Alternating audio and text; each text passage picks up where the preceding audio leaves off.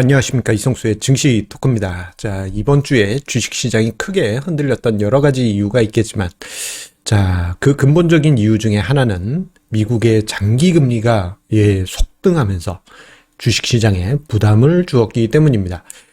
미국의 10년 국채금리가 불과 9월 초, 8월 말만 하더라도 1.3%가 안 되는 수준이었는데, 단 며칠 만에 1.5%대 중반까지 상승을 하니 이게 주식시장으로 치면은 하한가 간 셈입니다. 채권 시장에서는. 자, 그리고 이로 인한 여러 가지 연쇄적인 부담, 금융 이자 비용에 대한 부담 등등 여러 가지 우려스러운 상황이 나타났다 보니까 미국 장기금리 급등에 대한 부담감을 가지고 있는데요. 자, 그런데 저는 이런 이야기를 좀 드리고 싶습니다. 미국 장기금리 급등, 저 부분을 무조건적으로 부담스러워하기보다는 한편으로는 주식시장의 색깔이 바뀐다라는 측면에서 시장을 볼 필요가 있다라고 그렇게 이야기 드리고 싶습니다. 자, 제가 드리고 싶은 이야기가 어떤 의미인지 오늘 증시 토크와 함께 하시기 바라겠습니다. 구독, 좋아요 버튼과 함께 출발하도록 하겠습니다. 자, 미국의 장기금리, 정말 빠르게, 급등했습니다. 앞서 언급드린 대로 8월, 그리고 9월 초만 하더라도 1.3%가 안 되는, 미국의 10년 장기 국채금리가 단 며칠 만에 급등하면서 이번 주에 1.5%대 중반까지 올라갔습니다.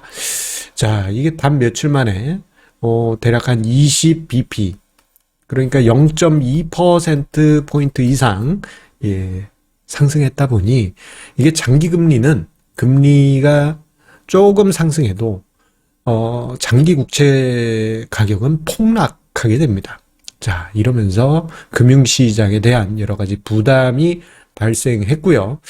자, 그 근본적인 원인에는, 금리가 상승하게 되면 어떻게 됩니까?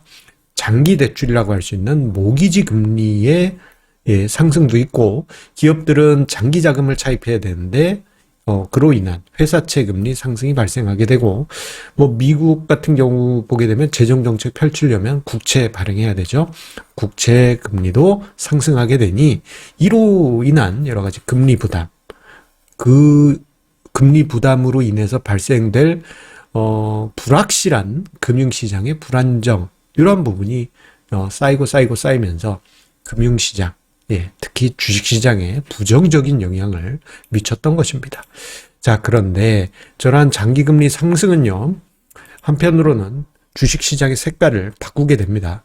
두 가지 관점에서 해석을 해볼 수 있는데요. 첫 번째로는 성장주와 가치주 측면에서의 색깔이 바뀌는 부분을 우리가 생각해 볼 수 있습니다. 자, 보통 성장주라고 하면요, 어떤 특징이 있느냐? 먼 미래, 아주 먼 미래, 먼 미래. 그 먼 미래에 만들어질 수익을 지금 현재로 끌어와서 가치를 인정받겠다는 게 성장주예요. 지금은 비록 우리 회사는 적자지만 미래 어느 날 우리는 어마어마한 성과를 만들 것입니다. 라는 것이 성장주의 개념입니다. 그리고 가치주 같은 경우에는요, 보통 지금 현 시점에서 수익을 만들고 있고, 또는 자산 가치가 풍부하거나 수익을 만들고 있으니 배당을 그래도 따박따박 주는 회사들을 가치주라고 하죠. 자, 이런 회사들은 먼 미래에 내가 어떻게 하겠습니다가 아니고 지금 이 시점의 수익을 우리는 얼마씩 내고 있습니다. 이런 특징이 있습니다. 그런데 이 성장주는 먼 미래, 몇십 년 뒤든 몇 년 뒤든 먼 미래에 만들어질 수익이다 보니까, 자, 이러한 게 있어요. 먼 미래, 예를 들어서 극단적으로 100년 뒤에, 100년 뒤에? 극단적인 예입니다. 100년 뒤에 우리 회사가 1억의 순이익을 만들겠습니다. 라고 한다면, 이거를 현재 시점으로 생각해보면, 이거 뭐야? 100년 뒤에 1억? 요 기분이요. 만약에 지금 시중금리가 한 10%씩이다. 그러면 100년 뒤에 1억? 이거 휴지 조각이죠. 휴지 조각. 뭐야, 저 사기꾼, 100년 뒤에 1억 준다고 말이야. 지금 인플레나 금리가 10%씩 되는데, 어마어마합니다. 그런데, 만약에 금리가 0%다. 그러면, 100년 뒤에 1억 주겠습니다는 요 가치가 지금 현재 1억으로 고스란히 오게 됩니다. 그래서 성장주 같은 경우에는요, 금리가 하락하면 하락할수록 가치가 올라가는 특징이 있어요. 이에 반해서 가치주들 같은 경우에는 성장주에 비해서 따박따박 수익을 만들고 있기 때문에 금리 상승에 따른 영향을 덜 받습니다. 즉, 금리가 상승하게 되면 자, 성장주보다는 가치주 쪽이 우월한 상황이 만들어지게 됩니다. 이런 모습을 우리가 작년 9월 말부터 해서 올해 2월 요 사이에 경험을 했습니다. 자, 장기 금리가 상승하는 동안에 자, 미국의 대표적인 가치주 ETF라고 할 수 있는 IVE, iShare에서 만든 S&P 500 가치주 포트폴리오로 구성된 ETF고요. IVW는 이제 성장주 ETF라고 보시면 되는데 IVE, 요 회색 선입니다. 자, IVE가 IVW보다 높은 성과를 만들게 됩니다.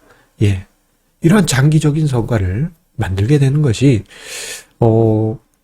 가치주들이 금리 상승기에 우위에 있는 모습이 만들어지기 때문이죠. 그래서 요즘 장기금리가 상승했다라는 것은 성장주 쪽에서 가격 부담이 만들어진다라는 것이고, 반대로 가치주 쪽에서는 상대적인 우위가 만들어질 가능성이 높아지게 됩니다. 그런데 지금 시가총액 최상위권에 있는 종목들, 전 세계적으로 뭐가 최상위에 있을까요? 성장주들이 있죠. 그러다 보니 자, 금리가 급하게 상승하면서 성장주들의 가격이 급하게 하락한 상황이 발생했고, 이게 이제 시가총액 최상위에 있다 보니까 주가 지수에 부담을 주었던 것입니다. 자, 그리고요, 시장의 색을 바꾸는 두 번째는요, 이러한 부분이 이제 시장에 부각이 될 수도 있겠어요.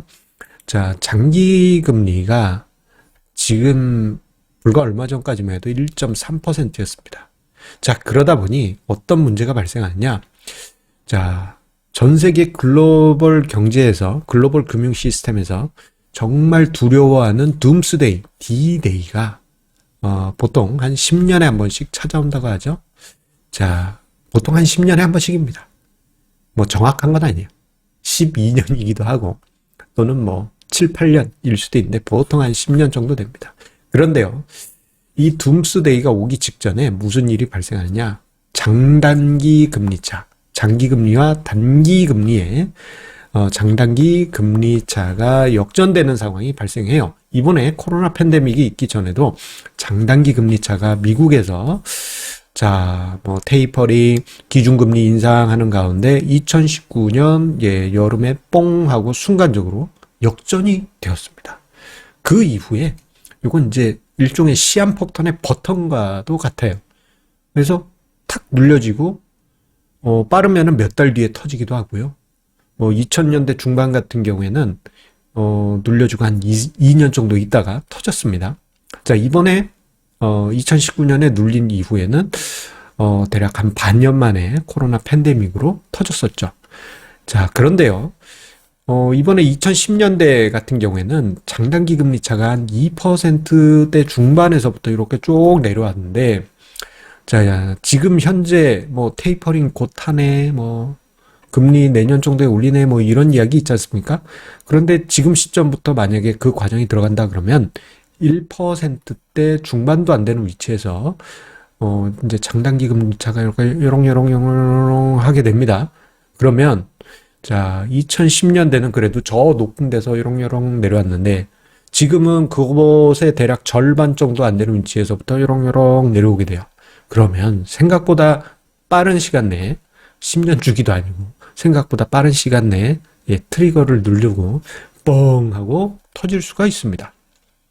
그런데 자, 장기 금리가 상승한다? 그러면 장단기 금리 차가 일시적으로라도 상승 또는 조금 더 올라가 준다면 조금 더 올라가 줄 수도 있겠죠. 이렇게 된다면은 이 장단기 금리 차가 역전되는 시간이 이연될 수가 있습니다.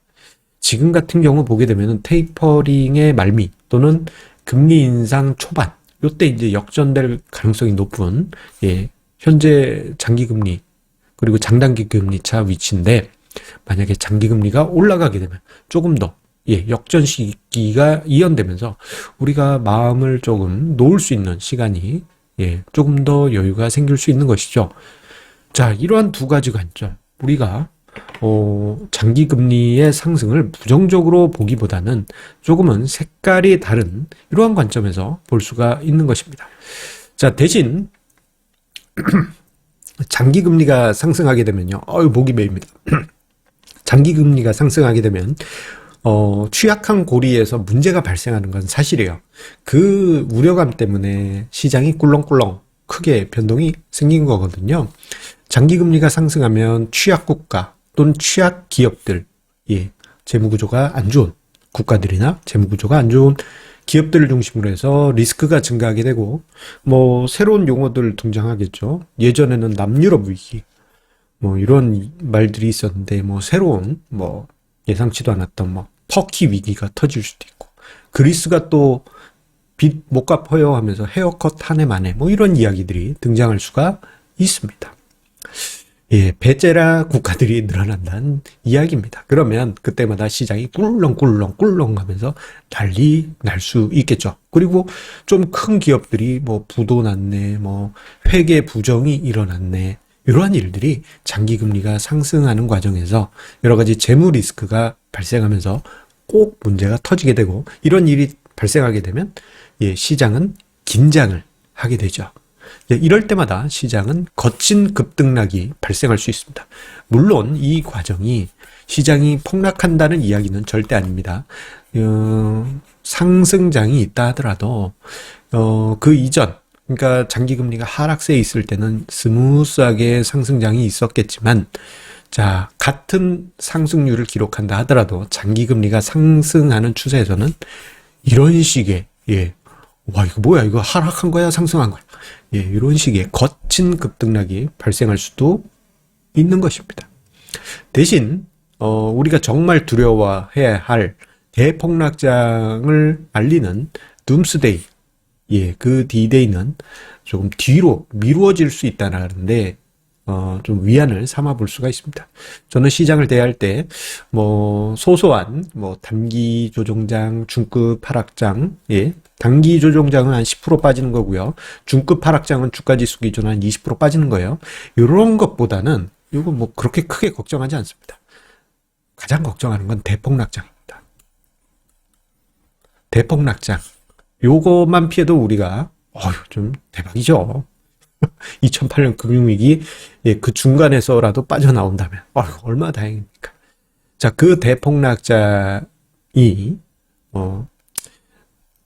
장기금리 1.3% 그 수준에서는 테이퍼링 진행하고 금리 인상 시작될 때 대략 한 1년 정도 뒤에 뭔가 빵 터질 수 있는 가능성이 있겠지만, 장기금리가 상승하게 되면은 그 시점이 조금씩 뒤로 미루어질 수 있는 여지가 커진다는데, 중요한 의미를 두고 저는 이번에 장기금리 상승은 그렇게 걱정을 안 한다, 그렇게 정리를 드리겠습니다.